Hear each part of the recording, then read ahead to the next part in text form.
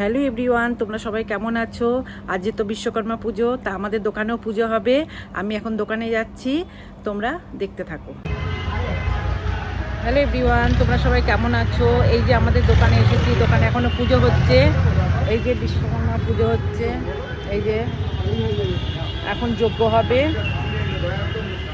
এই যে আমার এক বৌদি, এই যে বৌদির এই যে নাতনি, আমারও নাতনি হয়।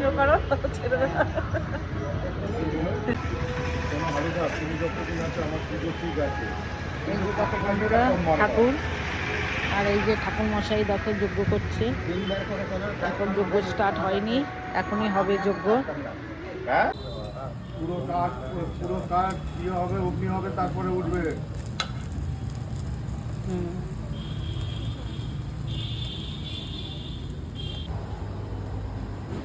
ফোন করেছিল